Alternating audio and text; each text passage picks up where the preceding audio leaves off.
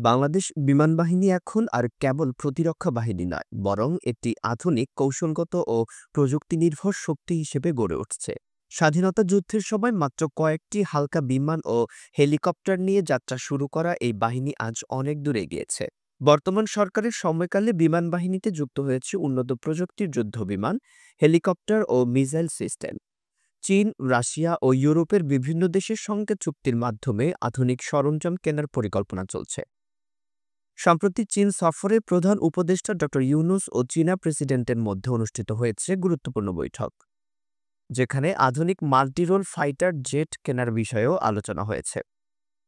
বর্তমানে বাংলাদেশ বিমান বাহিনীর বহরে রয়েছে প্রায় ৪২টি ফাইটার জেট, ৬৫টি হেলিকপ্টার এবং বিভিন্ন ধরনের প্রশিক্ষণ ও পরিবহন বিমান মিলিয়ে মোট প্রায় ২১৪টি এয়ারক্রাফট। এছাড়া রয়েছে শক্তিশালী ক্ষেপণাস্ত্র ব্যবস্থা এবং স্পেশাল মিশনের জন্য আলাদা স্কোয়াড্রন।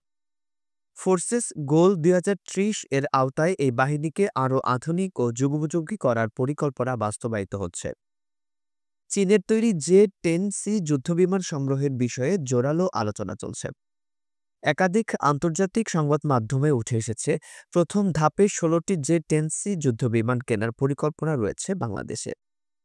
যদিও সরকারিভাবে এখনও চূড়ান্ত ঘোষণা আসেনি, তবে বিশেষজ্ঞরা বলছেন এই যুদ্ধবিমান সংগ্রহ হলে আকাশ প্রতিরক্ষায় বড় ধরনের পরিবর্তন আসবে। তবে এ কথাও সত্য, প্রতিবেশী দেশগুলোর তুলনায় এখনও অনেক পিছিয়ে আছে বাংলাদেশ বিমান বাহিনী।